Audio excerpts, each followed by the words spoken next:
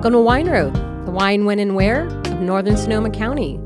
I'm your host, Marcy Gordon, with Beth Costa, Executive Director of the Wine Road. Our podcast is on the air due to the financial support of River Road Family Vineyards and Winery. Owner Ron Rubin is a podcast supporter and a listener, just like you.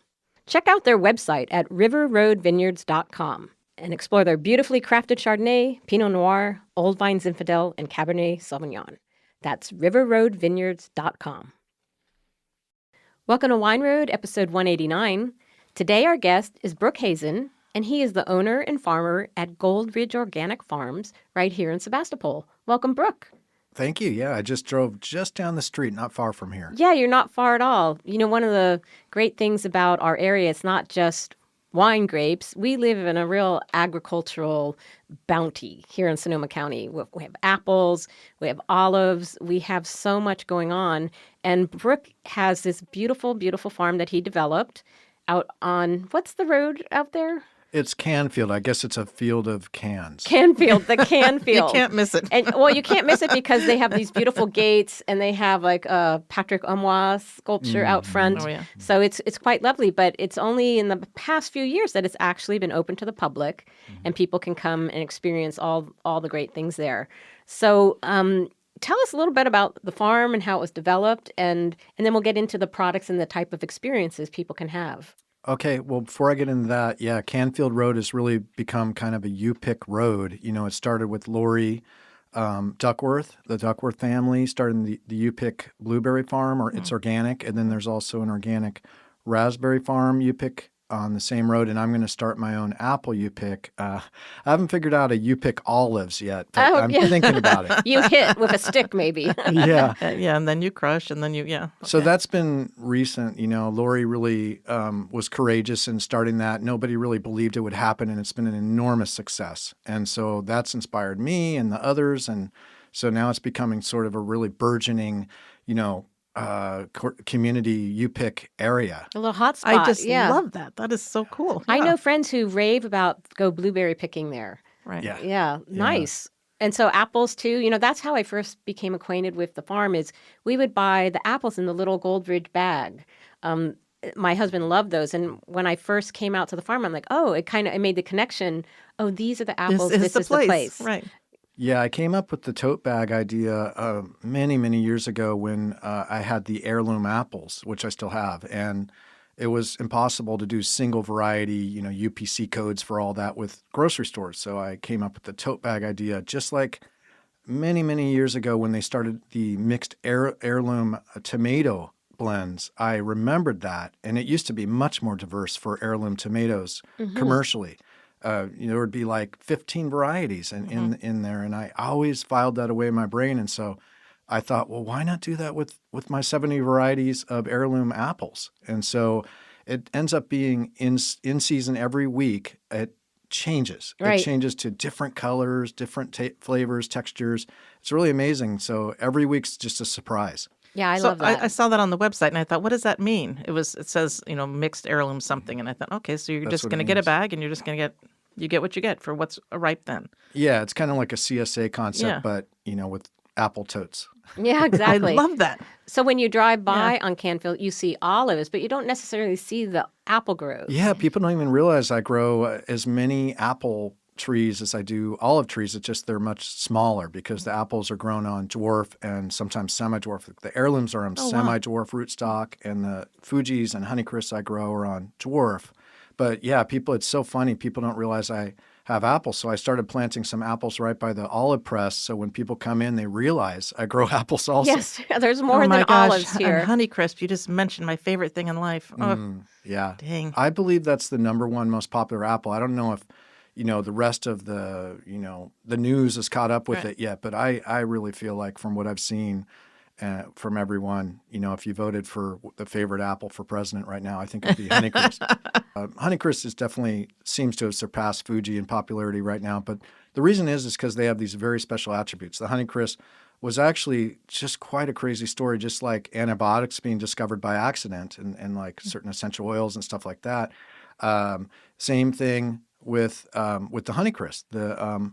It was at the University of Minnesota, And it was just another variety that was going to be slated, for not use. And then some people discovered that. I actually met a lady at a tour recently that her family was involved in that at University of Minnesota. And it was an interesting story. They came out and there were some advisors that were supposed to be looking at the attributes of the varieties, and they realized this had very special qualities with the texture, with the larger cell walls. So when you bite into it, that juice explodes in your mouth. Right. It does. Yeah. Yes. So Honeycrisp is really the textural apple that people that are into texture, they get everything they desire with Honeycrisp. So it's going to be hard to really replicate that. Yes, it's hard to unseat that. Yeah. Exactly. There recently, I think it was a couple months ago, you had the heirloom apple celebration, which was a fantastic event.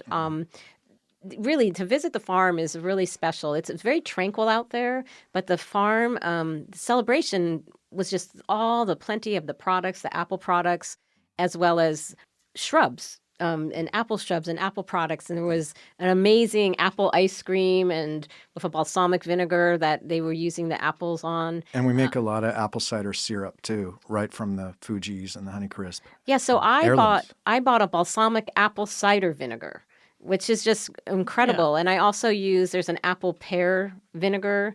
The extension of the products from apple to vinegars to how you can use them, it's just wonderful for, people who are experimental in the kitchen. But that festival was just so spot on. It was really lovely. She talked about that for weeks. That's great. Thank God you're here. So that was my idea. It's only been the second annual, but we used to have the Heirloom Expo, which was such a blessing. The group that came from the Midwest that was involved with Baker's Seeds.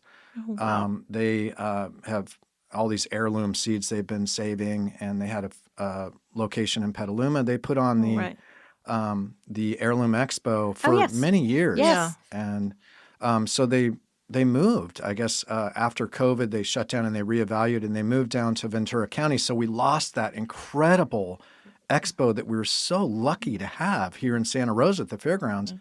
And I actually won Best of Show the first year I displayed my heirloom apples there.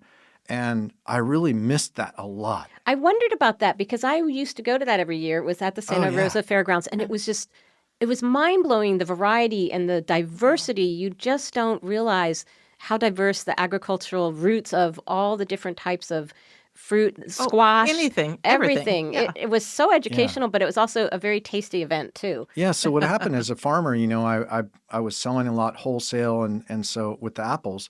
And so these heirloom apples are a fleeting window, all these range of flood of colors and flavors and textures passing through quickly, and really starting in mid-July up until, about late September, that it was just going out to the stores, and I wasn't getting any feedback, any connection with people enjoying it, and the expo wasn't happening here anymore. So I decided, you know what? We really need to capture this in a bottle. Yeah. We need to capture this in a time capsule, and we need to celebrate it together as a community. So I decided, let's do the first annual heirloom apple celebration. And we did that last year, and then this year was the second, and it's growing each year. It usually sells out, by the way. It did sell out. It was great. And the different, also you have the local cheesemakers, people with complimentary products are had great music. It was a great And now we day. have the wood-fired pizza oven, which looks more like a French chapel, the way we did it. That was very popular. A great event. I call it the Pizza Chapel. The Pizza Chapel, where you can worship.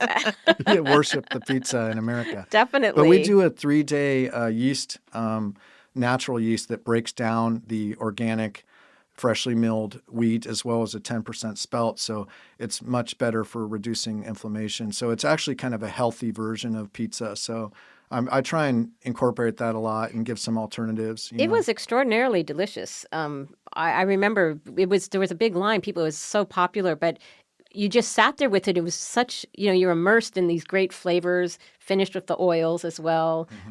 It was great. So we've been talking about the apples, but also the olive oil, which is a huge part. I grow apples and olives, everyone.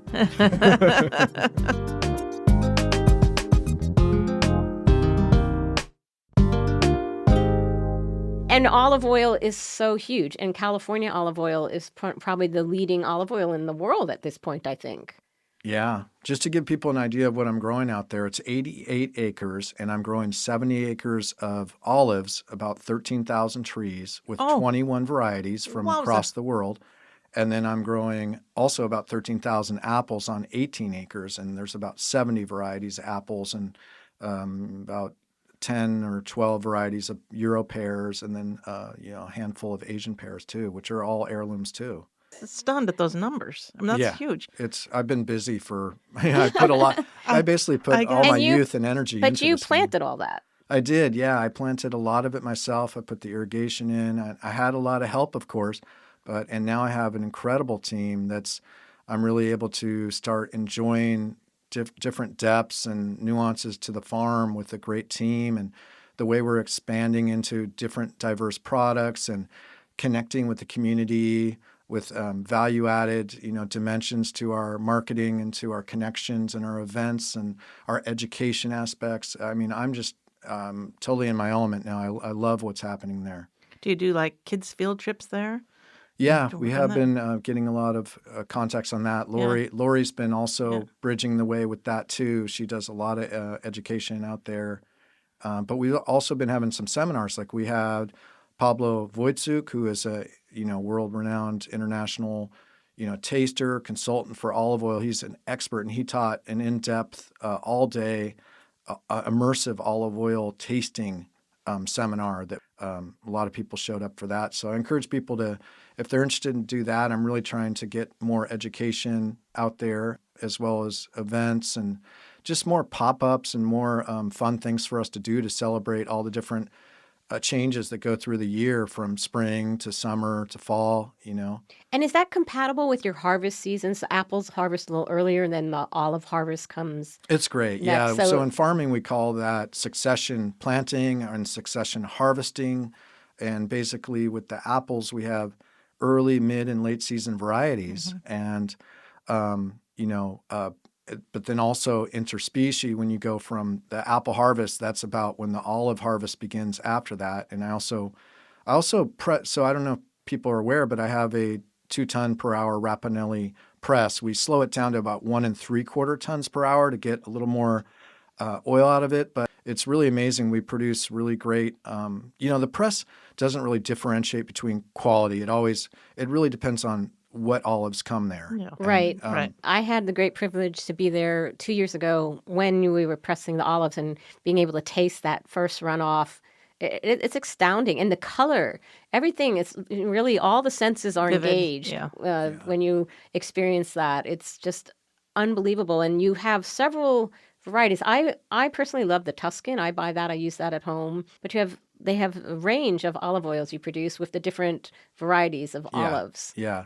So I always love to tell people that, where we live here, I love where you live. It's beautiful out here. It's kind of like a hobbit land out here or something. Yeah, it is. when you ride your bike out here or walk out here. But anyways, I always tell people that we're really, really fortunate where we live. I didn't realize all this when I first moved out here. I've always lived near the coast and always wanted to be near the coast. And that's why I located here. Plus the water is really great out here. The water table, the amount of water we can access in Sonoma County. But the one thing that I wasn't aware of that I've learned over my 30 years of farming now that is the single biggest factor in determining the quality of what you're, taking in, olive oil, apples, is the climate. I wouldn't even say it's necessarily the soil in the terroir that people talk about. That is an aspect, I'm sure, with wine and everything.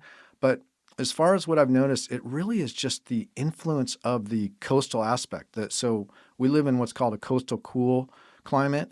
And what that does is it slows down the ripening process, has a long, cool ripening process where all the nuances and subtleties of those varieties and species can fully express themselves. It's like growing in a laboratory environment. If you were to pick the best laboratory environment to grow and experience these qualities that we're looking for, the highest quality in these varieties, you would pick here. Yes. This is the location. As you go inland, that ripening process is dramatically sped up. It's literally a lot of the qualities are cooked out with the sun, the intensity of the sun.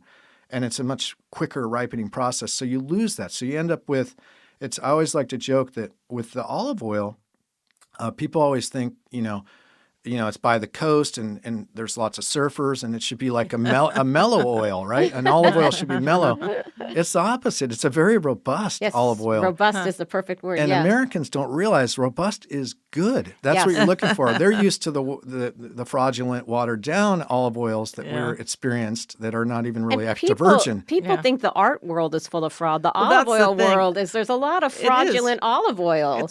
From different places on the planet. But that robustness, what that is the health attributes. That's the polyphenols. The vitality. Yeah. That is the vitality of the plant, literally that lifeblood of the plant, all the antioxidants, anti-inflammatory, antiviral, and anti-cancer properties, which we have, whether we like to believe it or not, we have developed a symbiotic relationship over hundreds of thousands of years cultivating and wild harvesting plants.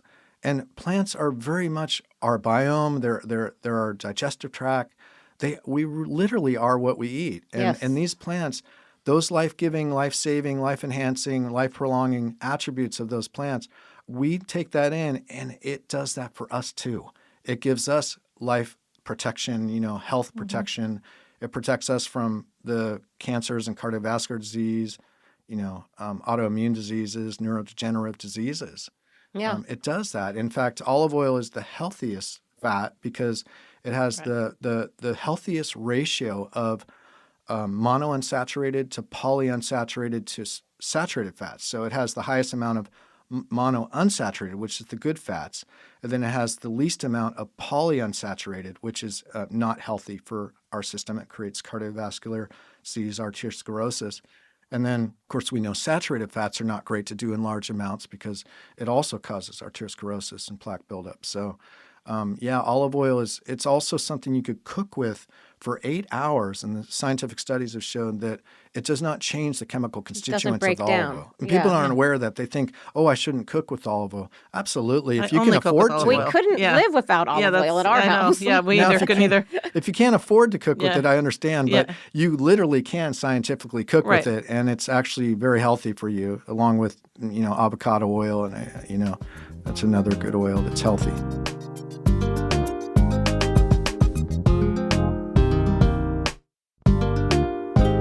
So this, can people come there year-round and visit? Is it just you're open on the weekends? Is that right?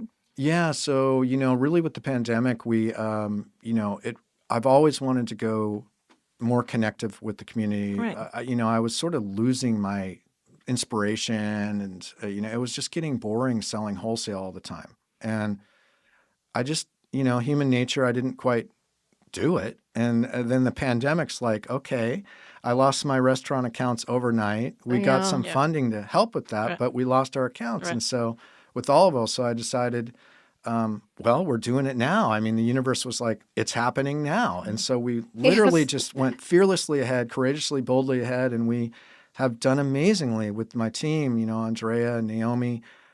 We've been able to go ahead and really create, I think, just the most amazing, unexpected, unbelievable, experience now at Goldridge that I didn't even think was possible, really.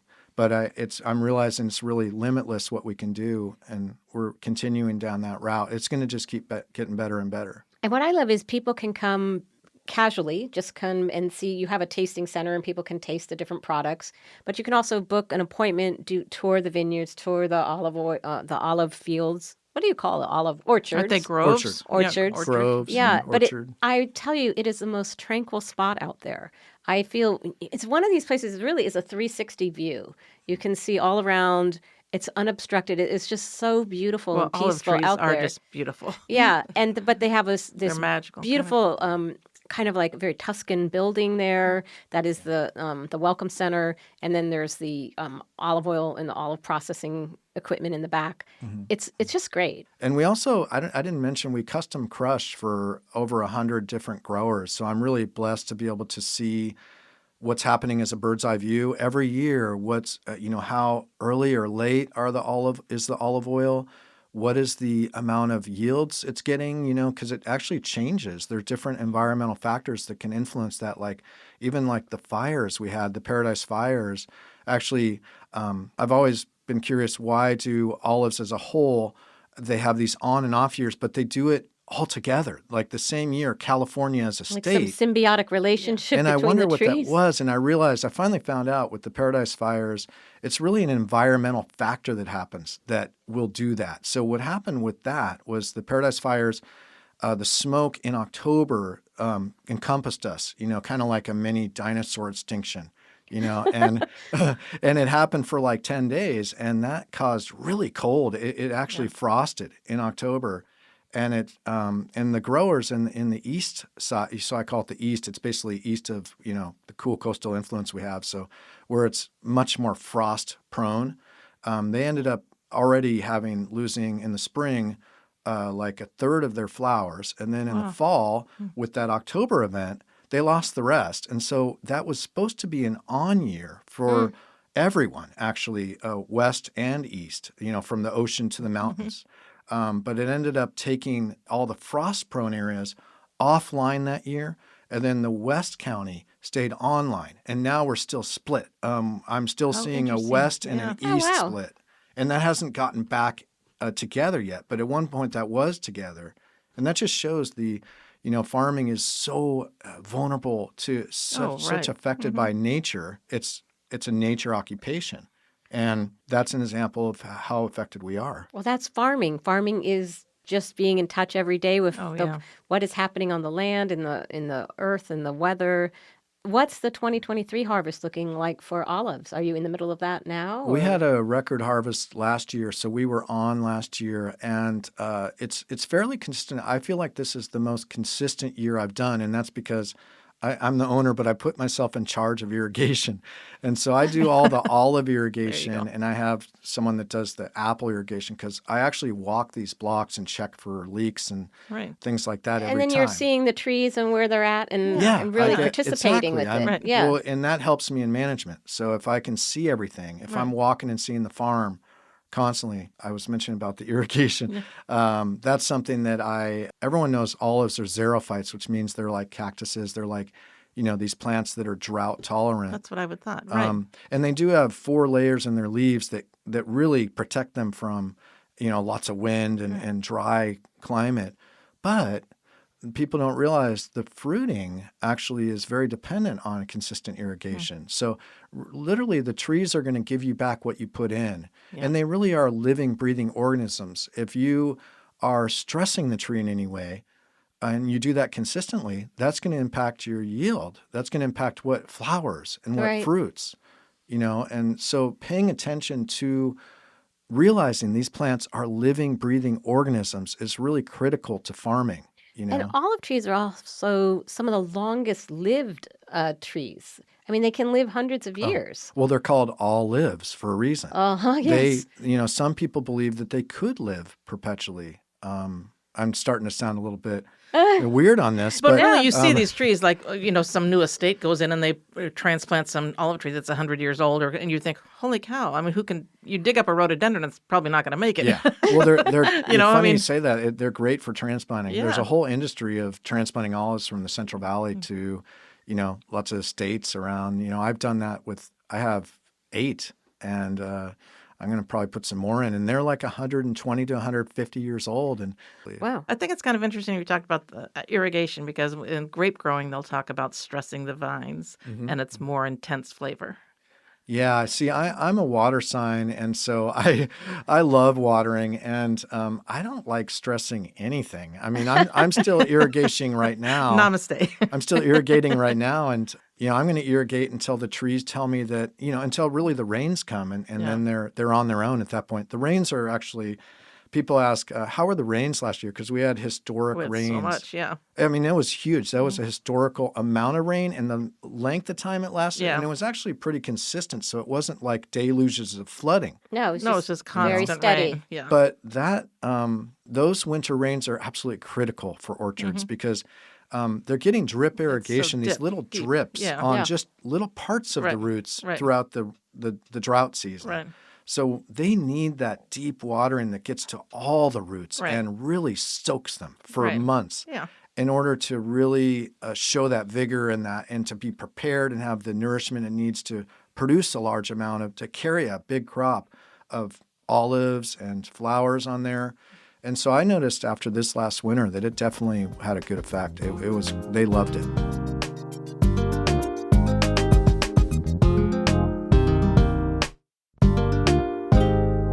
Also, I love all the line of products. I think you maybe started just with the ciders or the apple cider vinegars and olive oil.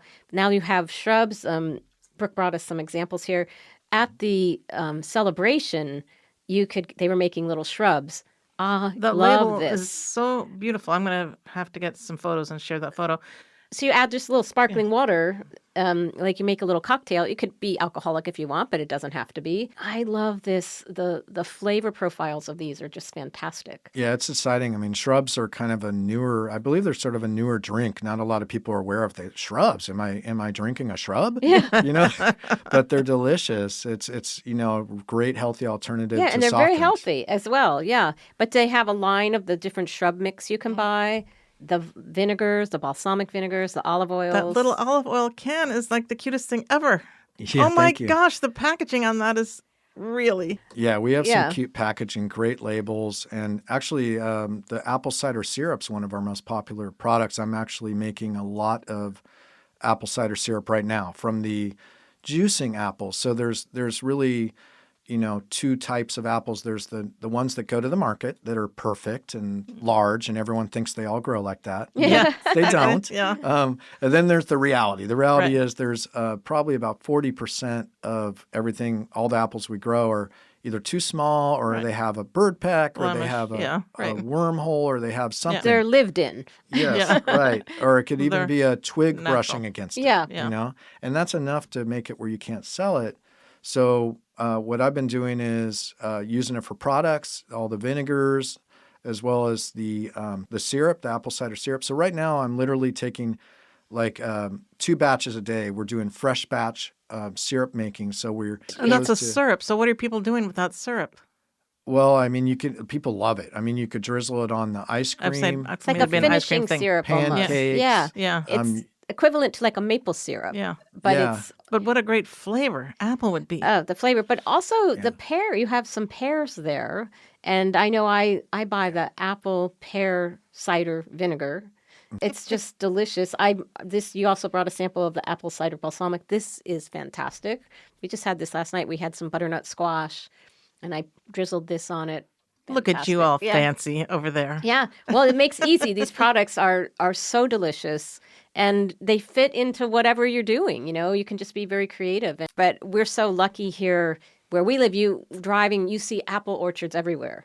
You really see all these older, some abandoned, So but many abandoned ones, though. It's heartbreaking. ones that Yeah. it's nice that people kind of a lot of cideries adopt these abandoned orchards Yeah. and cultivate them to use in cider because we have a lot going on with the wine, cider. There's some kind of people co-fermenting wine and cider together. Do you know doing that company? interesting There's a couple young men that have that cider company that go out and actually just harvest abandoned orchard apples in Sonoma County. And I've yeah. heard of them. yeah, that's I don't know the name, but yeah. that's really cool. I hope we can preserve some of those varieties because that's why I grow the heirlooms is because people ask, well, what defines an heirloom? Well, first of all, it's an heirloom gem, so it's something that's been handed down from families. So there's a cultural aspect to it. And secondly, there's the genetics. So the heirlooms provide all the genetics we have that made the apples we have now. It's like the potato. If we have just one variety and we rely on that, if something happens, Right. you have a famine, you have a disaster. Well, that's why we need to preserve all these You apple need to varieties diversify. for our genetic history. Yes. And then also the last factor is whether it's commercially grown. So if something's not commercially grown, it's vulnerable to being lost. And so we need to call that an heirloom. We need to preserve it as an heirloom. And so it doesn't have certain attributes, like it's not an all red delicious or Right. or it's not a Honeycrisp or something. So Yeah. we still need to preserve that, even though we love the Honeycrisp. We Right. still need to It's still important. and I say the word need. I mean, we get to. I mean, some of these varieties are so fun to enjoy. Like my favorite apple is the pink pearl. It's an That's my daughter's. love That is that. hysterical. That's so exciting to I, me. I finally decided this year. It's actually That is taken me a so long time funny. to decide, but She was just crazy about it. You have to have this, Mom. It's a pink pearl. I'm like, okay. so that's actually a local. It's a Humboldt County Albert Eder creation. Something that he didn't even realize was something that he targeted for the nurseries. The nurseries that he sent as he was aging. He's now passed away, but as he's aging, he sent some varieties to the nursery down in the Bay Area. And they didn't take the 8 apple varieties he sent, but they went up to his farm, which was a hub for Wixon and Burbank.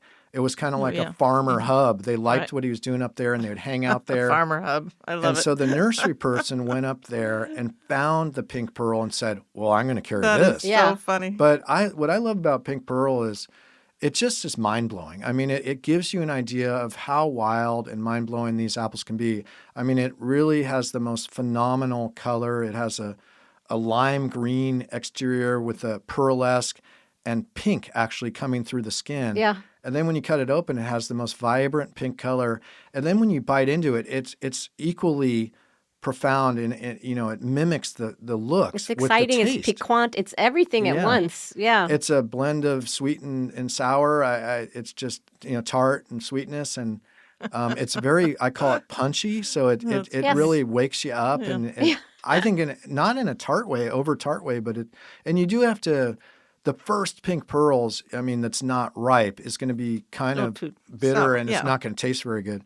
But if you just ripen, how do you know when an apple's ripe? Well, the tree, and this is with olives too, the tree is going to start calling out that it's ripening. It's going to do that through color.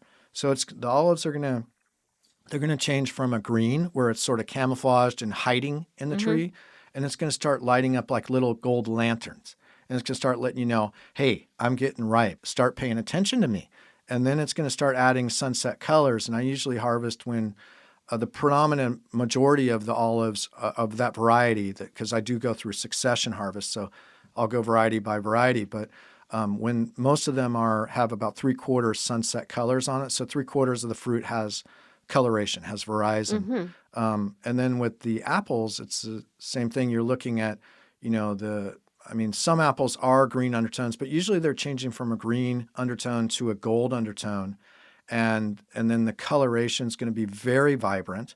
And when you bite into the apple and taste it, it's gonna tell you that it's ready, that it's ripe. And some will start even falling on the ground. Usually you lose a certain amount of apples are going to inevitably fall before you get to it, just because when you're picking tree ripe, like we do at Goldrich, I mean, that's my philosophy I don't pick for a distributor where it sits in a warehouse for weeks and weeks. I pick where it goes straight to market. It goes in people's mouths within a couple days.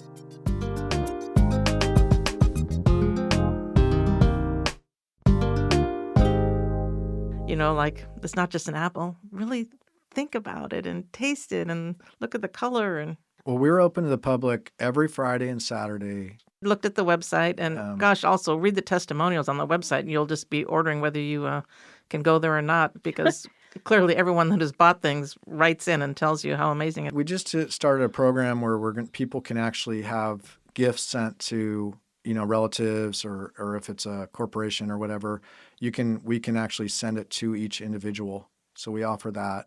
Nice. Corporate gifting. And you have this awesome kumquat tree in the front there. There's something very special about those. So I've never had. Is it a hybrid? That's called a Mandarin quat. Okay, those which are is a Mandarin amazing. orange and a kumquat cross. So that it's weird. It's like an interspecies cross. So a Mandarin orange and a kumquat, and so it makes the most, again, a very interesting, unique fruit, because when you bite into it, you're actually eating the skin. It's pretty much the only citrus I know where you're eating the skin, and they're bite-sized, so they're like these little vitamin capsules that taste amazing, and it explodes in your mouth. The flavor of those, the first time I ever had one was 2 years ago. I was at a little event, and they said, now we're going to taste these, and their minds were blown how amazing there because it's not like just a kumquat. And you don't even notice that you're eating the skin. Yeah, it no. doesn't. It's not like chewy or pulpy. It's just part of the experience. Yeah, it's just really wonderful. And I noticed this is one of the shrubs is the mandarin kumquat. I'm taking this home and making a shrub tonight.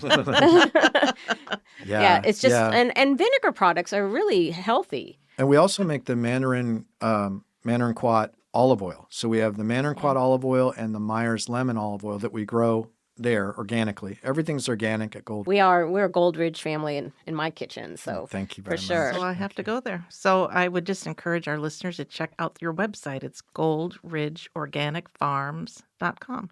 Yeah, I encourage people to check out West County. I believe that Sebastopol is such a gem with the Barlow now being open with all the small businesses and just the amount of beauty and abundance in West County where we're really growing some of the highest quality food to be found in the world. Yeah.